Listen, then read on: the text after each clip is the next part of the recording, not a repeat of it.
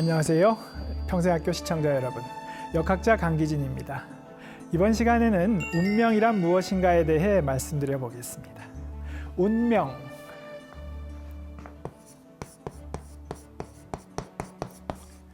운명은 운과 명이 합쳐진 단어지요. 운명. 우리가 운에 대해서는 지난 시간에 살펴봤습니다. 그러면 운명이 무엇인지 알기 위해서 명이 무엇인지 좀 알아야 되겠지요. 명을 한자로 써보면 명입니다. 명. 그러면 명이 뭐냐? 이 갑골문을 보면 이 명은 무엇인가? 윗부분은 피라미드 모양으로 생긴 신전입니다. 신전. 네, 하늘의 목소리를 듣는 신전. 요 밑에 있는 거 입구자죠. 입구자. 입구자는 신전에서 들려오는 하늘의 목소리입니다. 이 부분은 원래는 이렇게 된 건데 이제 펴져서 이건데 무릎을 꿇은 사람입니다. 명이 뭐냐? 신전에서 들려오는 하늘의 목소리를 사람이 무릎 꿇고 듣는 것. 그게 명입니다. 하늘의 명령을 듣고 있는 것이지요. 그래서 이 명은 천명을 말합니다. 천명. 그럼 운명이란 무엇인가? 운명. 하늘이 나에게 바라는 일, 나에게 주어진 천명을 이루기 위해서 운전해 가는 것이 운명입니다. 운전에도 운이 들어있죠. 목적지가 천명을 이루는 것이기 때문에 그 천명을 이루기 위해서 길흉의 질곡, 기룬과 흉운이 난무하는 이 세상을 뚫고 천명을 이룬다는 목적을 위해서 운전해 가는 것이 운명이다. 이렇게 말씀드릴 수 있습니다. 이 운명이 뭔지를 알아야 그 운이 좋아지십니다. 이 운명이 이런 것인데 그러면 이 운명이라는 것을 우리가 어떻게 받아들일 것인가? 운명도 우리가 뭔가 이 바라는 일이 뜻대로 잘 안 되는 경우에 운명이라는 단어를 쓰는 경우가 많습니다. 운명이야 운명. 받아들여라. 인간의 의지대로 다 풀리지 않는 것을 느끼기 때문에 이제 운명을 부정적인 뜻으로 쓰는 것인데요. 이 운명이 부정적인 것이 아닙니다. 이 운명을 어떻게 받아들이는가? 그 태도에 따라서 군자와 소인으로 나뉩니다. 지난 시간에 대인과 소인을 말씀드렸죠. 군자는 이제 이 역경, 주역의 주인공인데 군자도 대인에 속하는 사람입니다. 그래서 대인과 소인의 구분, 군자와 소인의 구분 같은 말인데요. 이 운명을 어떻게 받아들이는가에 따라 군자와 소인이 나뉩니다. 소인은 어떤 사람이냐? 몸이 나의 전부라고 생각하는 사람이 소인입니다. 몸이 나의 전부다. 그렇기 때문에 오로지 내 몸 편한 것만 생각하고 내 몸 편한 것만 좋은 거라 생각하고 입에 단 것만 좋은 거라 생각합니다. 그래서 달면 삼키고 쓰면 뱉지요. 이게 소인입니다. 그러면 대인과 군자는 어떤 사람인가? 몸이 아니라 마음이 나한테 더 중요한 사람이 군자이고 대인입니다. 몸이 편안한 건 좋은데 몸은 편안하지만 마음이 불편해서 나는 그렇게 못하겠다. 이런 사람이 대인이고 군자입니다. 이렇게 사람이 몸으로 사는가 마음으로 사는가에 따라 구분이 됩니다. 여러분 운명 앞에 당당한 사람들이 있습니다. 그런 태도는 어째서 나오는가? 마음으로 살 때 나옵니다. 마음으로 살 때. 그래서 우리 마음이 아주 놀라운 것이죠. 우리의 마음 뭐라고 유교경전에서 뭐라고 말하는가? 하늘이 명한 것을 일러 성이라 한다. 하늘이 명한 것을 성이라 이른다. 성이죠, 성.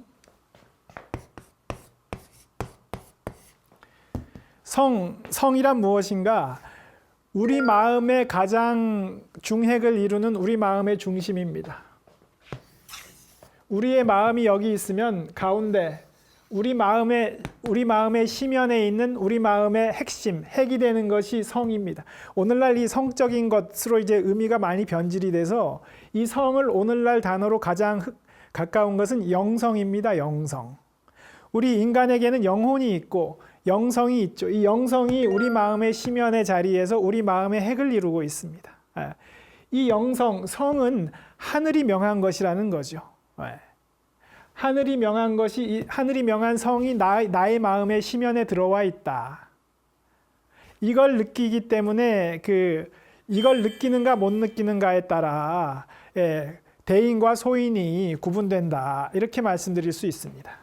이처럼 하늘이 명한 성이 우리 마음 심연에 들어와 있다는 것이죠. 영성이 들어와 있다는 것이죠. 그런데 주역은 성 말고 정이 또 있다고 말합니다. 정. 우리 인지상정, 인정할 때 정입니다. 정.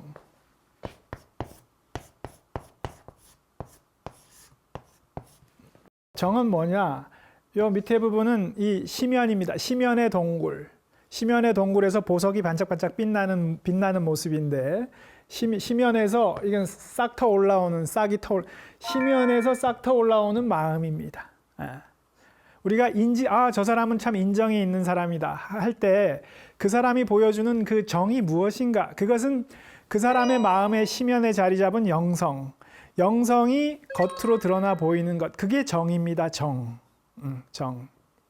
이게 참 놀라운 것이죠. 마음이죠. 마음. 성도 마음이고 정도 마음이죠. 사람에게 마음이 있다는 것은 굉장히 놀라운 것입니다. 사람은 따지고 보면 동물입니다. 사람은 짐승이죠. 그런데 이 동물인 사람이 영성을 보여준다는 것입니다. 심연에 있는 영성이 싹 터 올라와서 겉으로 드러나는 것, 나타나는 것, 그게 정입니다. 인정. 그래서 어떻게 이 영성이 물질 세계에서 표출이 되는가? 놀라운 것이죠. 물질이라는 것은 어떤 건가요? 물질이라는 것은 아주 무정하고 거칠고 딱딱하고 인정머리 없는 게 물질인데, 이 물질 세계에 존재하는 인간의 육체도 물질인데, 이 물질로 이루어진 사람이 영성을 표출한다는 것, 이게 신비입니다. 신비. 가만히 생각해 보면 참 신비롭다는 것을 알 수 있습니다. 우리 생물학 시간에는 이 인간의 유전자는 이기적이라고 가르치죠. 이기적인 유전자라는 책이 있는데, 과연 인간이 이기적이기만 한가? 가만히 돌아보시면 그렇지 않습니다. 그 인간이 이기심을 넘어 표출하는 것, 그게 정입니다. 인간은 인정을 표출한다는 것이지요. 그래서 인간을 만물의 영장이라고 하는 것입니다. 만물의 영장, 자막 나가는데 영성할 때 영이고 장, 첫째 간다는 게 장입니다. 첫째 간다. 만물의 영장, 영성이 첫째 간다는 것이죠. 우리 마음에 담긴 영성이 정으로서 표출이 된다는 것입니다. 그래서 사람이 만물의 영장입니다. 사람인데 인정을 보여주지 못하면 아직 사람이 못된 것입니다. 아직 축생, 가축, 동물 단계에 머문다는 것이지요. 그리고 우리 인생에서 최고의 순간이 어떤 순간인가? 사람의 인정과 마주하는 순간입니다. 내가 마주한 저 사람이 나한테 인정을 보여줄 때, 이 세상이 삭막하기만 한 곳이 아니구나. 아니면 내가 인정을 보여줄 때 상대방이 나의 인정을 느끼고 고마워할 때, 이런 순간이 우리 인생에서 최고의 순간입니다. 이런 순간이 왜 최고의 순간인가? 제가 말씀드렸죠. 천명지위성. 하늘이 명한 것을 일러 성이라 한다. 하늘이 명한 것이 나의 영성인데, 이 영성을 발현하라는 것이 하늘의 명령인데, 천명인데, 천명이라는 것은 여러 가지로 설명할 수 있는데, 가장 쉽게 설명하는 것은 정을 보여달라는 것입니다. 너의 인정을 보여달라. 너는 육체만의 존재가 아니다. 너의 인정을 보여달라는 것이 천명입니다. 이 영성을 내가 보여준다는 거죠. 그래서 이 물질 세계를 살아가는 나의 육신이, 나의 육체가 이 물질 세계, 동물의 존재에 머무르지 않고 하늘이 명한 성을 표출한다는 것이죠. 그게 인정을 보여주는 것이죠. 이때 우리 물질 세계를 사는 우리 몸이 우리 심연에 있는 영성과 공명합니다. 공명. 그 순간 나의 영성이 타인의 영성과 공명할 때, 그 순간이 기적적인 순간이고 우리 인생에서 가장 소중한 순간입니다. 가장 멋진 순간이죠. 소인으로 평생을 살면 이런 순간을 누리지 못합니다. 정말 가치 있는 순간을 인생에서 누리지 못하지요. 이런 순간이 신비의 순간입니다. 주역은 신비를 뭐라고 말하느냐 한번 보실까요? 신비의 존재를 밝히는 것은 기인에게 달려 있다. 이 세상은 신비한 곳인데 그 신비를 누가 밝히느냐? 기인이 밝힌다. 기인이라는 것은 그 사람입니다. 그 사람, 그 기자입니다. 아, 그 사람 정말 멋진 사람이야. 아, 우리가 찾던 그 사람이 바로 저기 있다라고 할 때 그 사람입니다. 하늘이 바라는 천명은 무엇인가? 우리에게 바로 그 사람이 되어달라. 이 세상의 신비를 밝히는 바로 그 사람이 되어달라는 것이 하늘이 우리에게 하는 당부입니다. 여러분, 그동안 살아오신 여정에서 눈앞에 가시밭길이 펼쳐지는 것이 뻔히 보여도 피하지 않고 걸었던 때가 있지 않을까요? 그러면 그때 왜 그런 선택을 했을까요?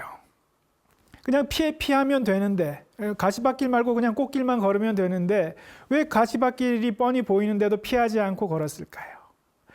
그거는 그래야만 한다고 느꼈기 때문입니다. 이거는 내가 감당해야 할 몫이라고 느꼈기 때문일 것입니다. 근데 그거 누가 부탁했나요?